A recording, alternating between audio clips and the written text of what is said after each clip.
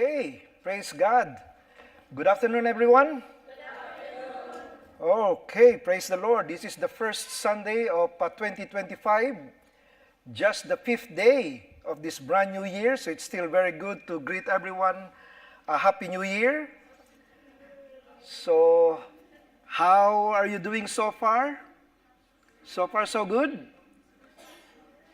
You know, in different countries, they have different traditions to make sure that better things will come in the new year. Like in Brazil, you are to jump over 7 waves while surfing, and that's supposed to bring in good luck. In Greece, you are to hang onions outside your door to invite good luck, and including the smell, of course, of good luck.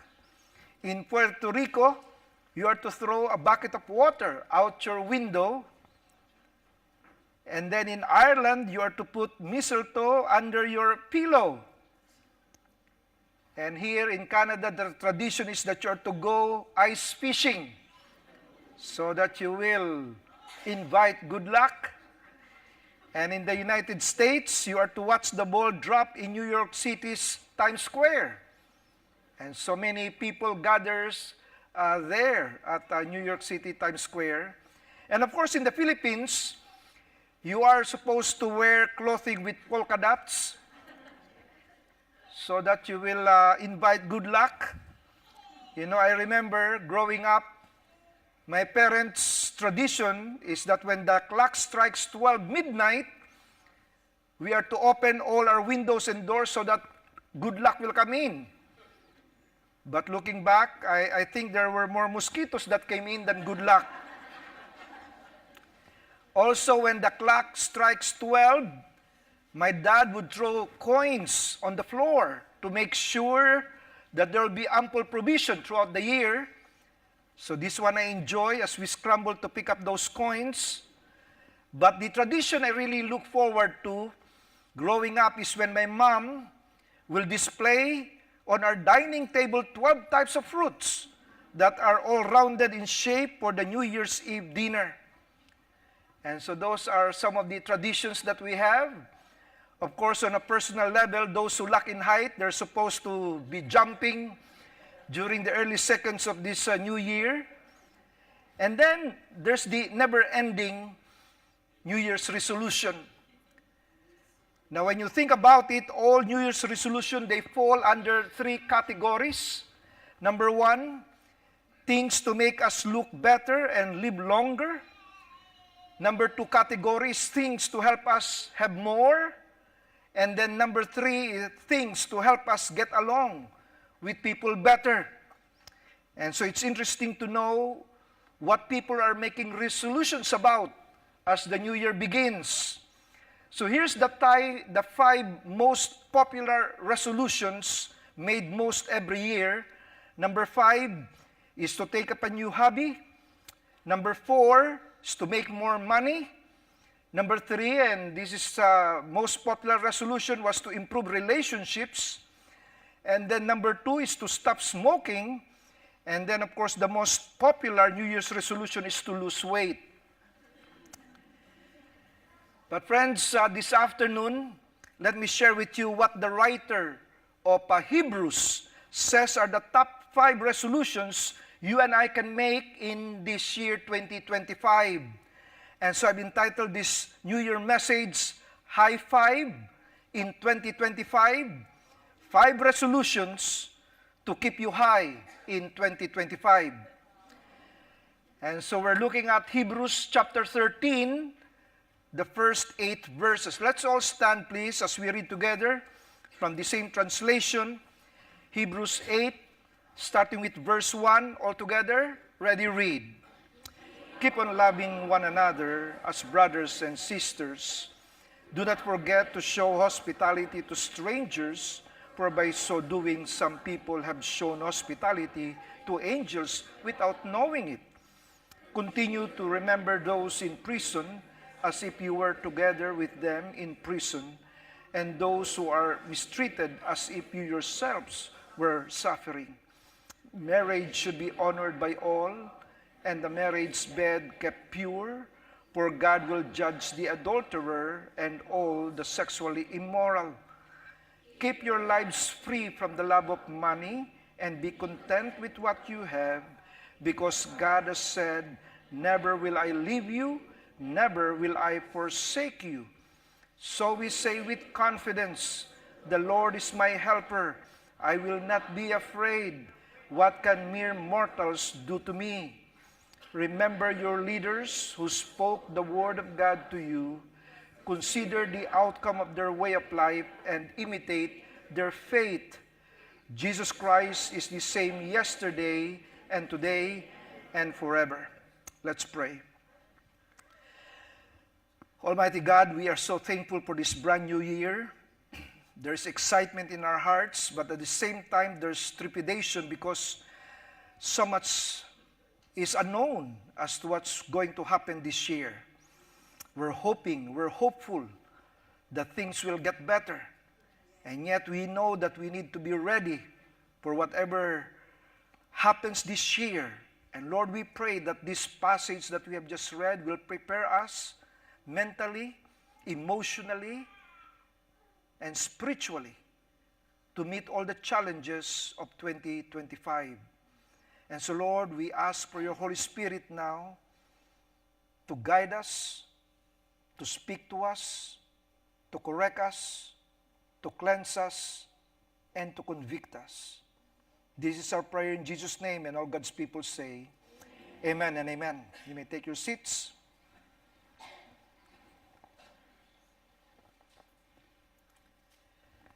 As we all know, this month we call January is named after the Roman god Janus. This Roman god is depicted as a man with two faces, one face back to the past and the other looking forward to the future. And so what's interesting about this month is that we have this month where we can evaluate the past year and then we can set goals for the new year. So if I may ask you, have you done that? Have you evaluated 2024? How was your life last year? And how would you like your life to be in 2025? Have you taken the time to evaluate the past year and set goals for this new year? And you know, this will help us set our priorities right. This will help us set our goals right so we can spend the days, weeks, and months of this brand new year right. So this afternoon, I'd like for us to look into what the writer of Hebrews is saying to be worthwhile resolutions that will help us spiritually high in 2025. I'm sure everyone listening to me right now is hoping that this year will be better than last year. In terms of the economic atmosphere, many people are giving bright forecasts this year, especially with Trump back in the White House. We certainly hope so. But now, friends, when we talk about the spiritual atmosphere this year, those of you are hoping that it will be better. I'm sorry to disappoint you, but things will be harder in 2025 spiritually. We're in the last days, my friend, and as we get closer and closer to the second coming of the Lord Jesus Christ, things will go from bad to worse before it gets better. As the Apostle Paul said, the days are evil. And so if somehow you're expecting that things will be easier this year in terms of your spiritual life, listen to the words of the Apostle Paul, his last letter before he died, making a forecast as to what it will be like in the days before Jesus Christ comes back. In the Living Bible, here's what it says. You may as well know this too, Timothy, that in the last days, it's going to be very difficult to be a Christian. For people will love only themselves and their money. They will be proud and boastful, sneering at God, disobedient to their parents, ungrateful to them, and thoroughly bad. They will be hard-headed and never give in to others. They will be constant liars and troublemakers. And they will think nothing of immorality. They will be rough and cruel and sneer at those who try to be good. They will betray their friends. They will be hot-headed, puffed up with pride, and prefer good times to worshiping God. They will go to church, yes. Now, that's the most dangerous statement there. Because what he just described, it's easy to assume that these are people outside the church. That's easy to believe. But the people he just described are people inside the church. They will go to church, yes, but they won't really believe anything they hear. They hear a sermon, it passes through this ear, and then it goes to the other ear. And Paul said, don't be taken in by people like that. It's easy to claim that somebody is born again. But friends, we need to see the difference in the lives of those people who claim to be Christians. And so this passage that I've just read is the most honest and accurate forecast that you can get as to how things will be in this world, spiritually and morally, in 2025. The bottom line is this: it's going to be very difficult to be a Christian. Prepare yourself. And that's why if you don't set goals now, you will find yourselves compromising with the world's moral corruption and sexual deviation. Where a man can be a woman and a woman can be a man. How then should we live in times like this? What goals should we set that will help us remain strong and faithful in our Christian walk this year? So I'd like to think of these goals in terms of New Year's resolutions. What are the things we need to pursue in 2025? The writer of Hebrews provides us with at least 5 things to pursue that are essential if we want to live an effective Christian life. 5 resolutions if you want to stay spiritually high in 2025. And that's why we have entitled this sermon, High Five in 2025. 5 resolutions if you want to stay high in 2025. Okay, let's start with resolution number 1. This is found in verses 1 to 3. Let me read these 3 verses again for you. Keep on loving one another as brothers and sisters. Do not forget to show hospitality to strangers, for by so doing, some people have shown hospitality to angels without knowing it. And then verse 3, it says, continue to remember those in prison as if you were together with them in prison, and those who are mistreated as if you yourselves were suffering. Here's the New Year's resolution number 1. I will concern myself with loving people. Come on, let's read that together again. Ready? Read. I will concern myself with loving people. If I ask you this afternoon, is there somebody you need to get along with this year that you did not get along with last year? Is there a relationship that you need to mend so that you can start this new year with a clean slate? Is there somebody you need to forgive? Has somebody done you wrong? Or are you still eaten up by bitterness because of what this person did? It can be your office mate, your classmate, your neighbor, relatives, back home. You know, friends, the most touching story I've heard so far about forgiveness is what happened to a Vietnamese girl named Kim. During the Vietnam War, U.S. planes were doing bombing raids using napalm bombs.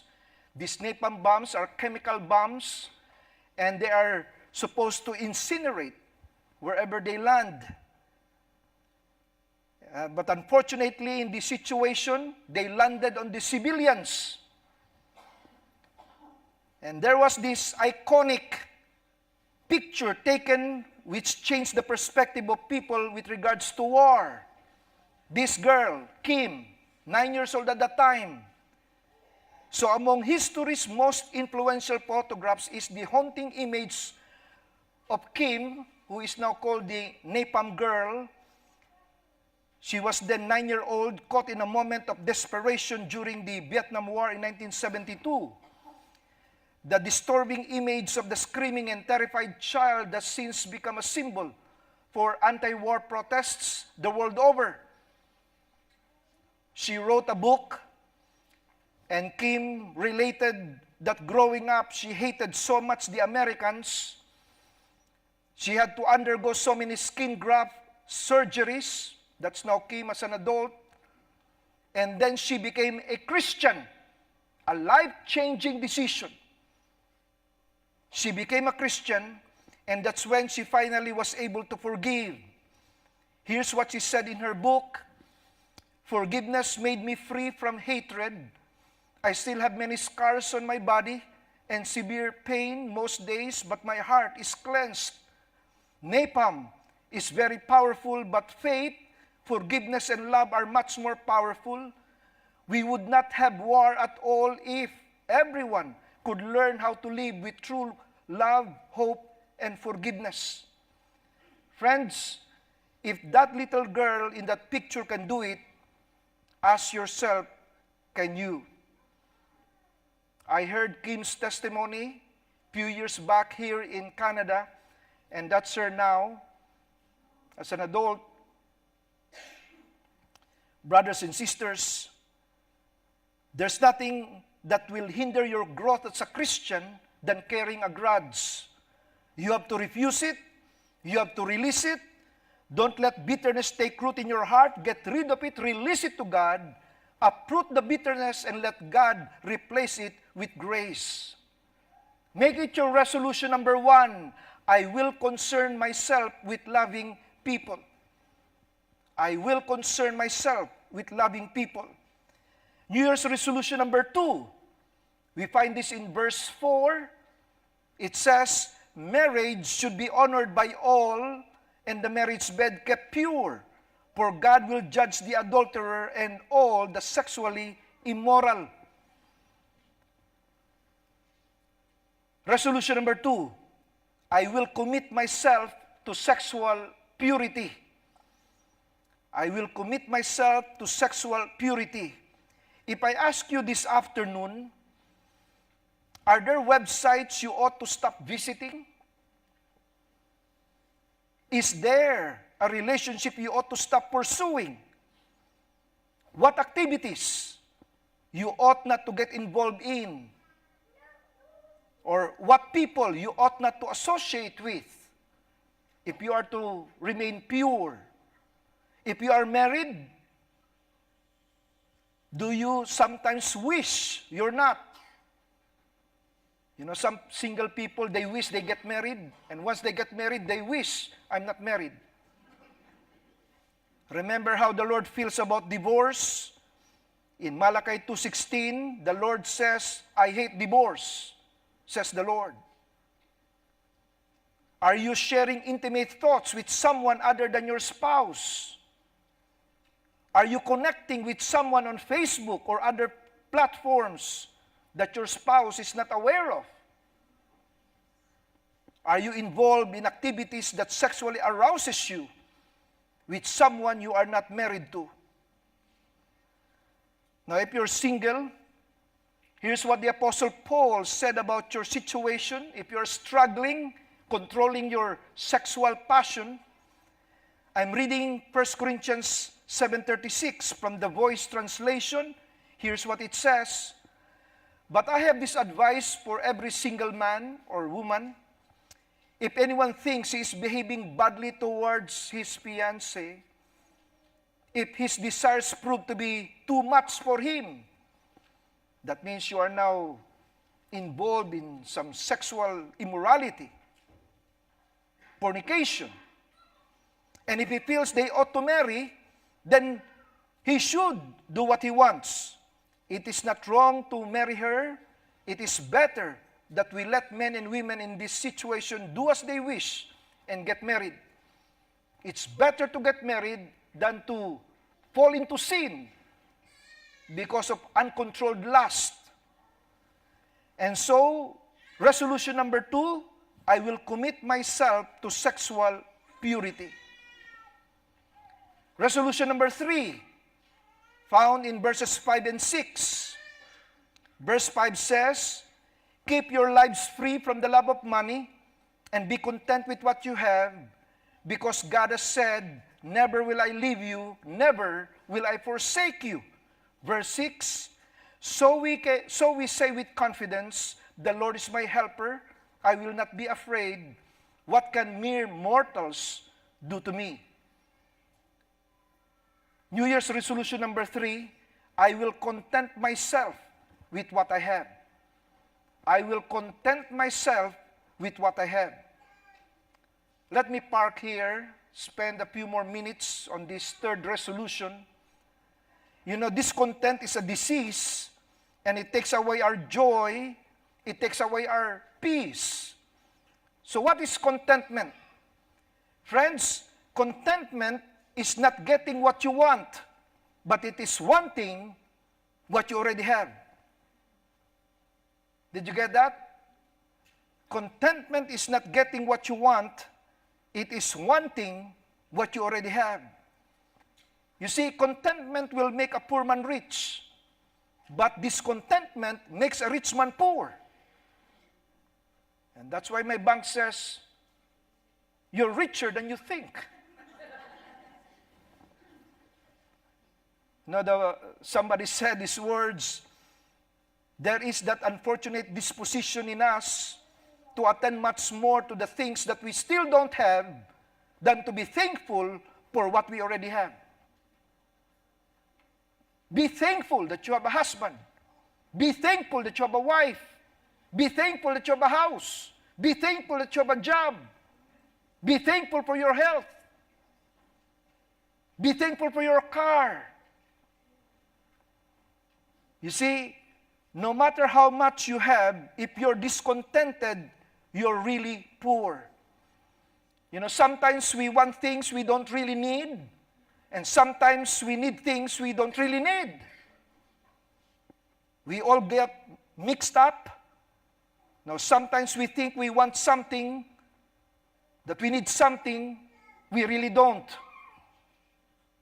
Friends, we get our luxuries and our necessities confused when our greed becomes our need. We get our luxuries and our necessities confused when our greed becomes our need.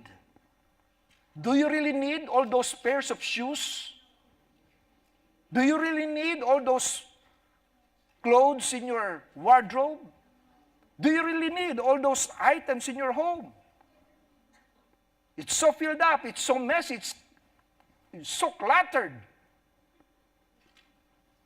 Make it your goal this year to clear up your house of things that you don't really need. Listen to what the Apostle Paul says here in 1 Timothy 6:6. He said, but godliness with contentment is great gain. Godliness with contentment is great gain. Friends, let me tell you something. You are rich today if you know the Lord and if you're content. I am telling you, that is great gain.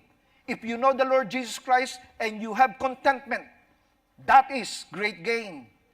And then the Apostle Paul explains it this way in verses 7 and 8. He said, for we brought nothing into the world and we can take nothing out of it. But if we have food and clothing, we will be content with that. Friends, if you got something on your back, roof over your head, food for your stomach, and you have Jesus Christ in your heart, my friend, you are blessed. You are rich. You see, material things can never bring contentment, And the reason they cannot bring contentment is that material things can never satisfy the deepest need of your heart. The deepest longings of our hearts can never be satisfied with more money, with a bigger house or a better car. Those deepest longings that we have. In verse 9, the Apostle Paul gives this warning. Those who want to get rich fall into temptation and a trap and into many foolish and harmful desires and plunge people into ruin and destruction. Now, I'm not saying that you don't need to be ambitious. Of course, we want to be. That's why we're here in Canada. That's why we left the Philippines. Because we want a better life. But sometimes people can be so entangled with all this finding for riches that they have 2 jobs and 3 jobs and they don't have time to sleep. Just so that they can accumulate so much property.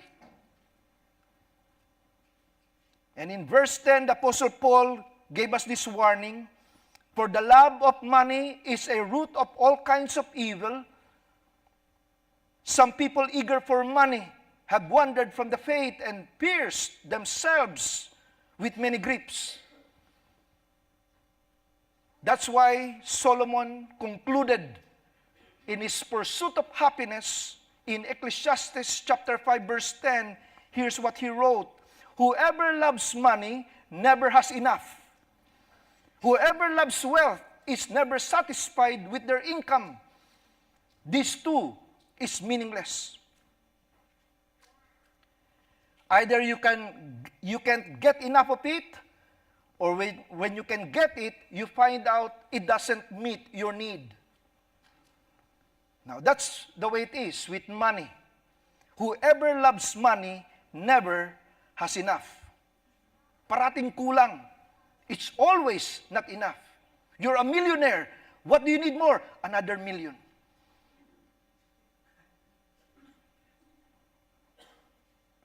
When you get it all, it doesn't satisfy.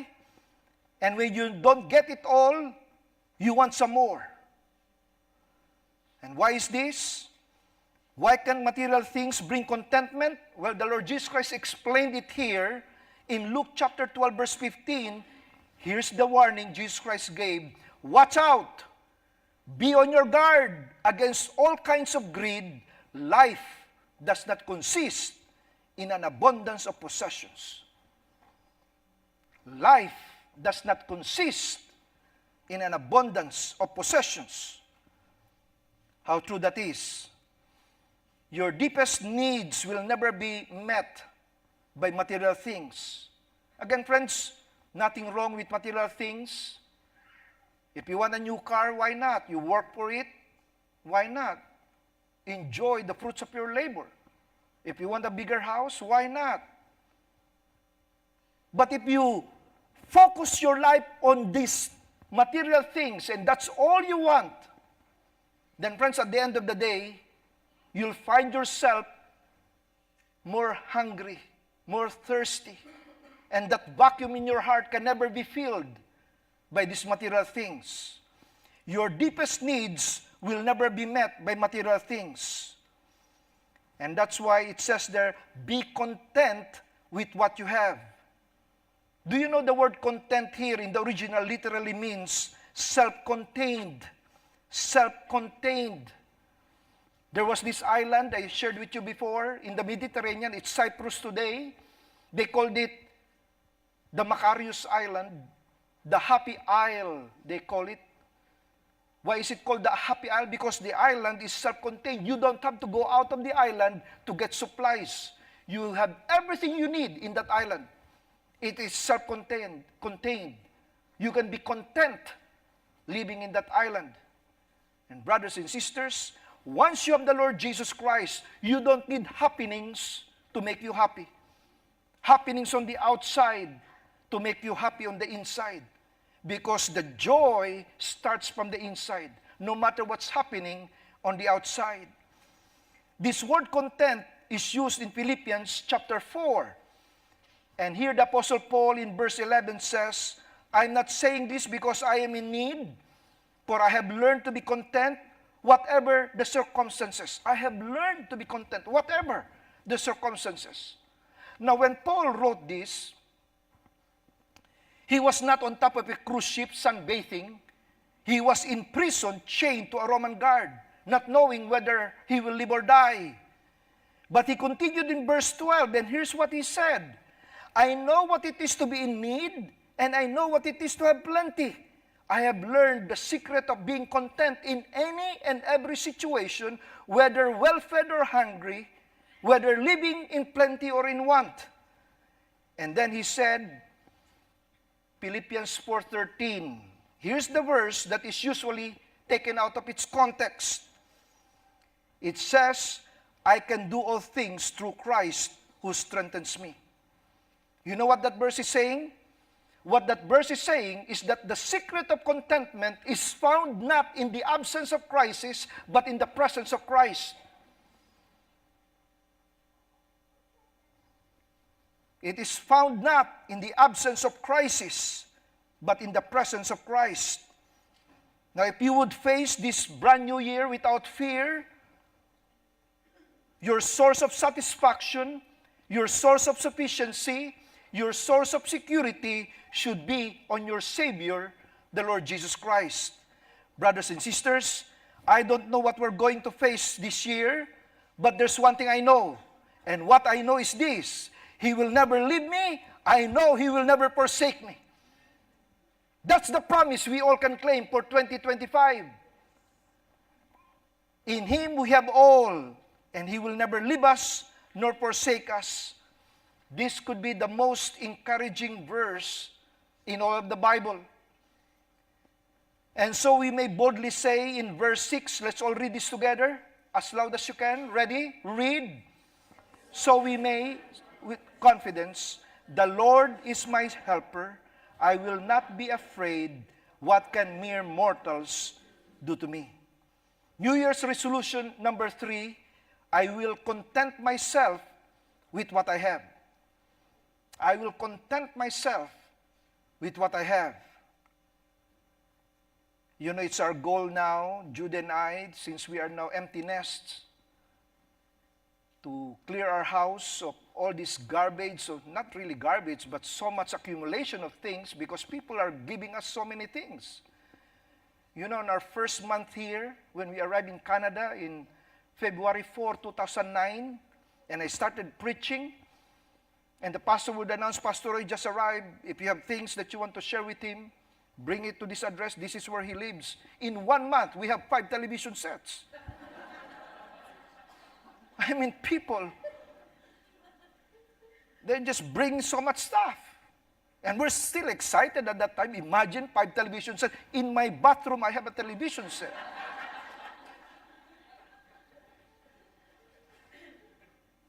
But after a while, why do we need all this stuff? Just get rid of all of this.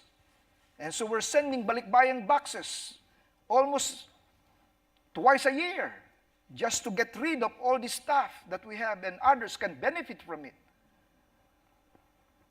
I will content myself with what I have.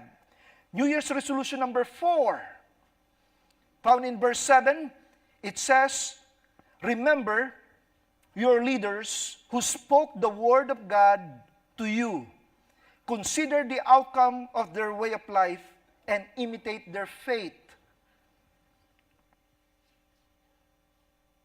New Year's resolution number 4, I will conduct myself according to godly example. I will conduct myself according to godly example. Friends, time and time again, we have witnessed religious leaders who come under the searchlight of public scrutiny and were exposed for what they really are. The public is shocked to learn of marital infidelity, graft and corruption, and duplicity in the leaders they have admired, trusted, and followed. And as we all know, as soon as the people begin to suspect deception, that thin wire of respect that holds everything together snaps. brothers and sisters, in our society, integrity is in a short supply. Almost daily, we are confronted with dishonesty and duplicity by others as well as by ourselves. And that's why the writer of Hebrews says, remember your leaders who spoke the word of God to you. Consider the outcome of their way of life and imitate their faith. Now, when we are looking at our leaders and what to imitate, we are looking at integrity.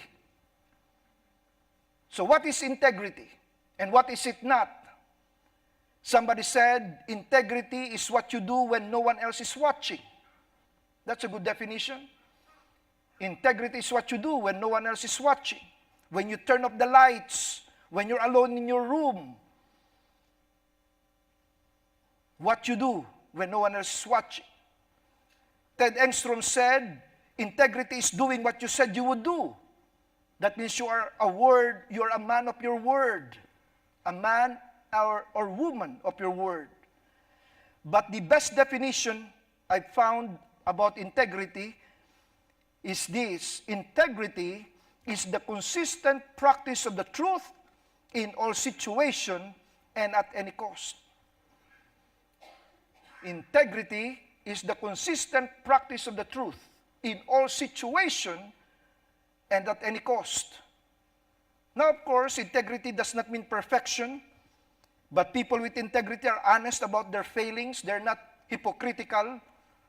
What they are in public is what you see in private.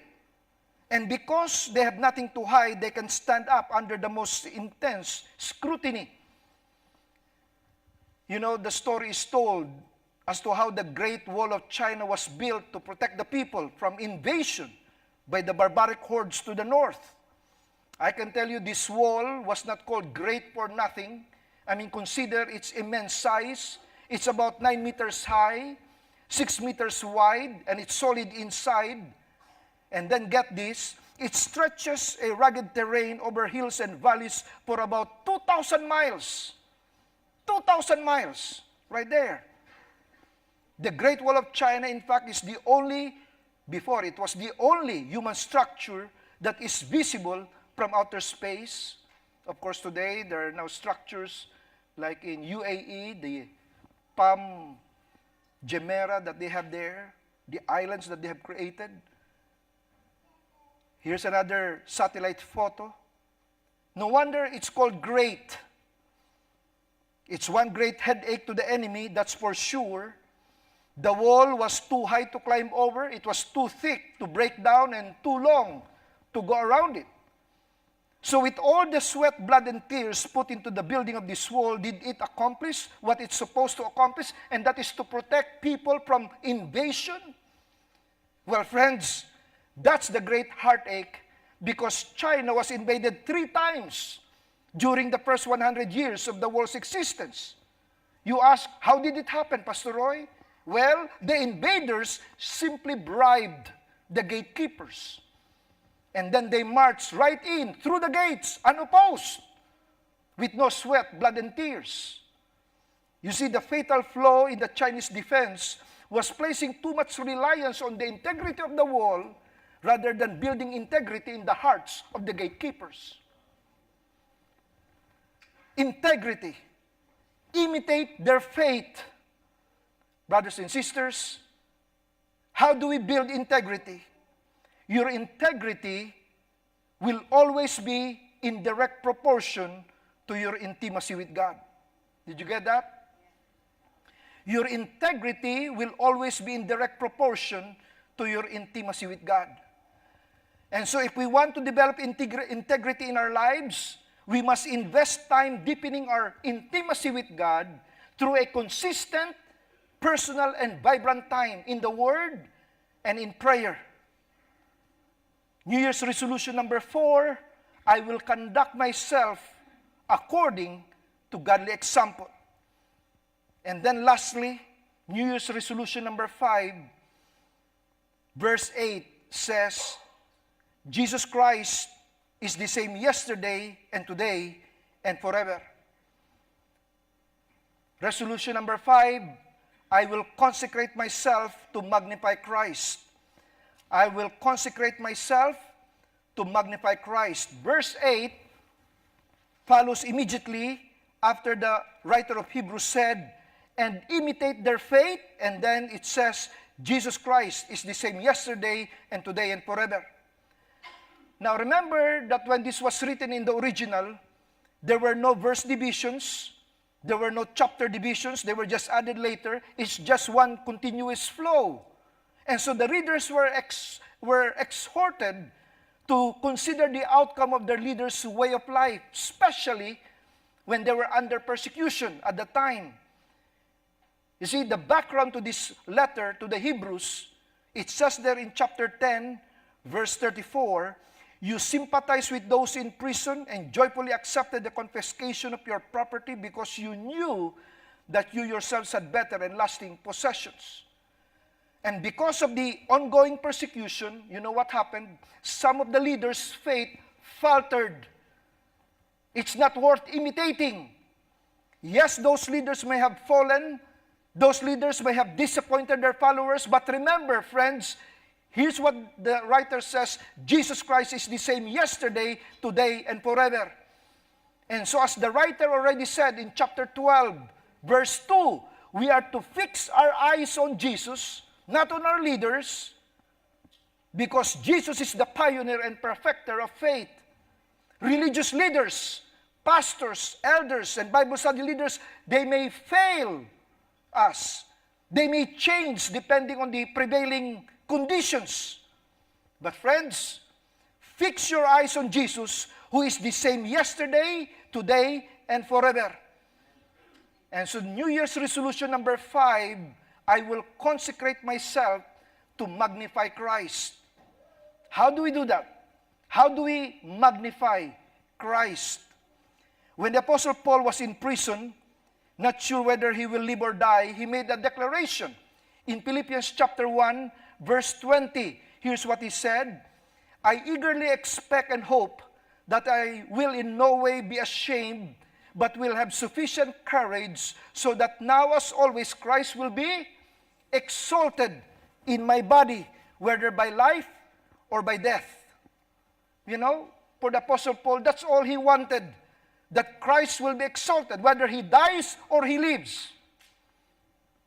In another translation, it says that Christ might be magnified. And so, he doesn't really care if he will live or die, as long as he will magnify Christ in the process. And that's what makes the Apostle Paul tick. Throughout this letter to the Philippians, the idea of rejoicing occurs 20 times. 20 times. And remember, he was in prison. He was chained. He was being criticized. But brothers and sisters, he remained joyful even though in chains as long as the gospel is extended. He remained joyful in spite of critics as long as Christ is preached. And he remained joyful regardless of the life and death crisis as long Christ is magnified. Brothers and sisters, nothing will rob us of our joy this year, 2025, as long as we make Christ the central focus of our lives, so that whether by life or by death, we are to magnify the Lord. There was a church in New Jersey. A young man was baptized and later married to a dedicated Christian girl. And together, this young couple, John and Betty Stam, went to China, where they served Christ in such a way that the whole countryside knew them. Then came a momentous day, December 8, 1934, when these two young missionaries were caught by bandits and cruelly murdered. The manner in which they died did more for the gospel work in that area than the years of missionary endeavor. But in his last letter, the young missionary wrote, included these words.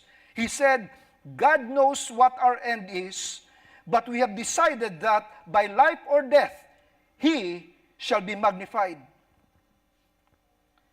You know, on a physical level, there are at least two ways you can magnify something.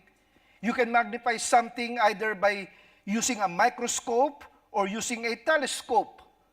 Now, with a microscope, what it does is that it takes something little and then makes it large.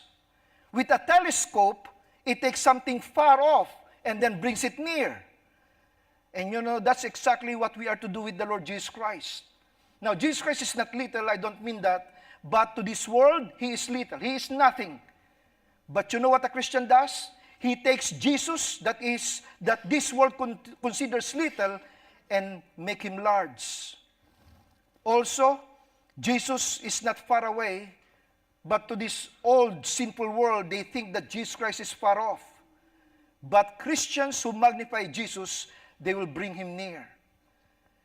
Friends, this is what should give us our greatest joy. This should be the main focus of our lives. Consider the life philosophy of the Apostle Paul, summed up in one sentence. His life philosophy, Philippians 1:21. Let's read this together. Ready, read. For to me, to live is Christ, and to die is gain. That is his life philosophy. For to me, to live is Christ, and to die is gain.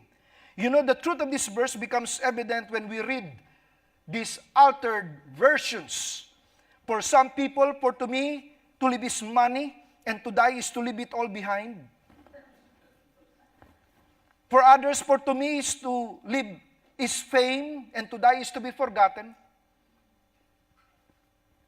For others, for to me to live is power, and to die is to lose it all. And still for others, for to me to live is possessions, and to die is to take none of them with me. Brothers and sisters, the question you and I need to wrestle with as we start this brand new year is, what are you living for? What are you living for? You know, the answer to that question will directly influence the way you respond to what 2025 will bring with its opportunities and difficulties. Some time ago, a leading newspaper in the United States reported a suicide on the first day of a new year. The victim was an 18-year-old girl. Before she took her life, she left a note. And in her note, she said, I made an agreement with God that unless life was worth living, I would quit living. I made an agreement with God that unless life was worth living, I would quit living. Here was a young lady who decided that she wanted life worth living, but on her own terms. And because she looked at life on her own terms, she found it utterly dissatisfying and ultimately destroying. Brothers and sisters, such is the predicament of a man or a woman without God. A life without Christ is a life without purpose. Friends, we need to have God's perspective on life to find it worth living. Brothers and sisters, if our goal in life is to magnify Christ, every circumstance will be of advantage to us.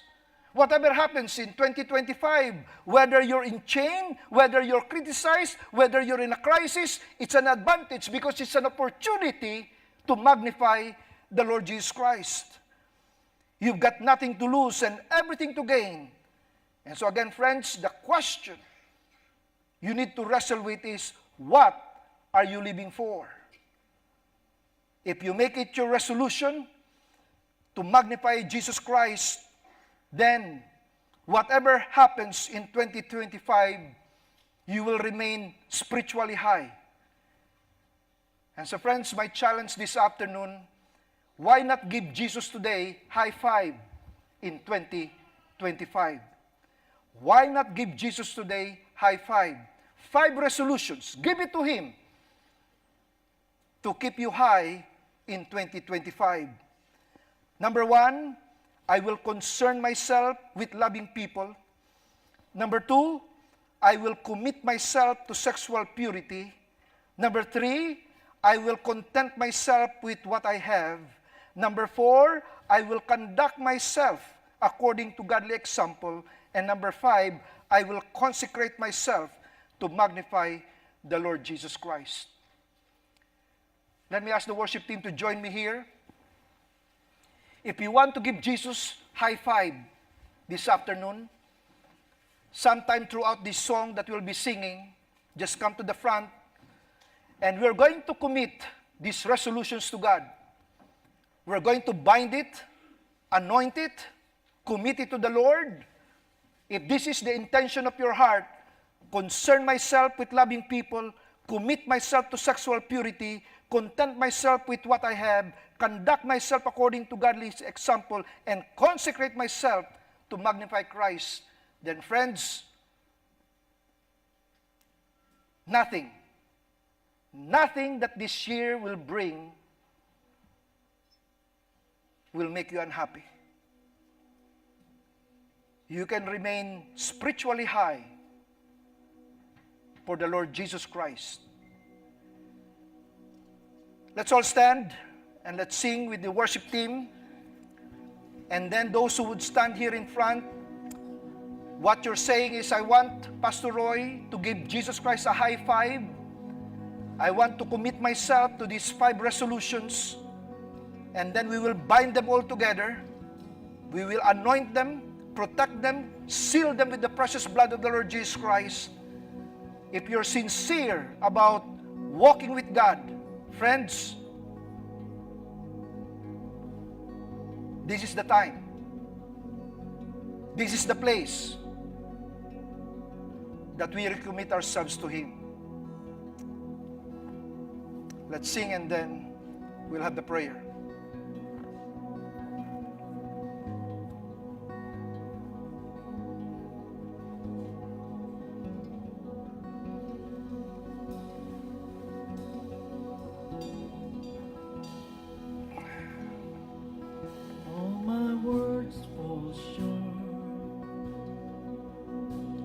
Got nothing new. How could I express all my gratitude? I could sing this song as I often do, but every song must end.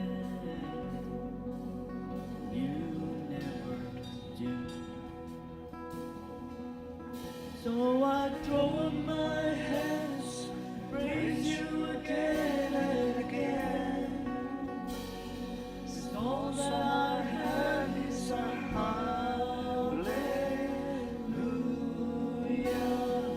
hallelujah.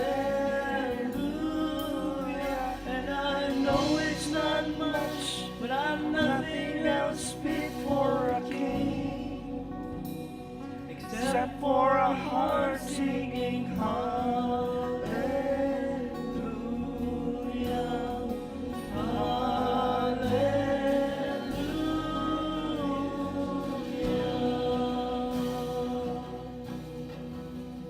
I've got one response, I've got just one move. With my arms stretched wide, I will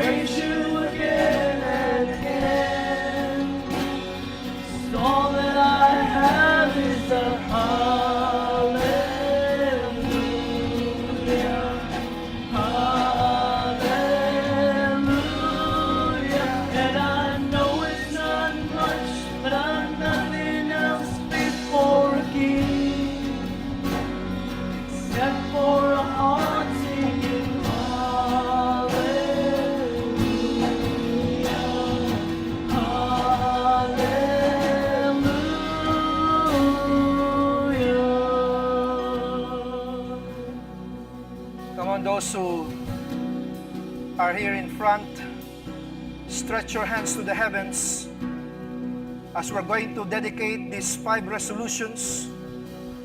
We're giving Jesus Christ a high five in 2025. And this is our prayer, sealing this prayer with His precious blood. Our Father in heaven, we offer you these 5 resolutions.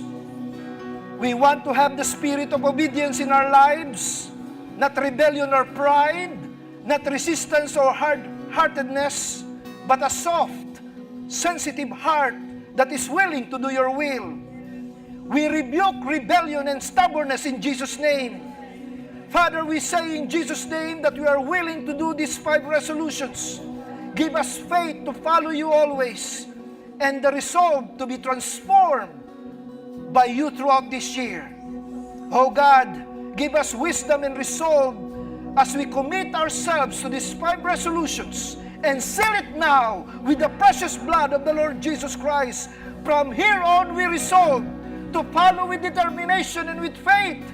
Help us through the work of the Holy Spirit within us to concern ourselves with loving people, to commit ourselves to sexual purity, to content ourselves with what we have, to conduct ourselves according to godly example, and to consecrate ourselves to magnify Christ.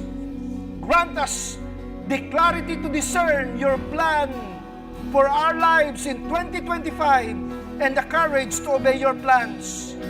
We entrust these goals and resolutions into your hands. Lord, we pray for guidance and success. In Jesus' name we commit all these things, and all God's people say, Amen, and Amen, and Amen. Praise the Lord.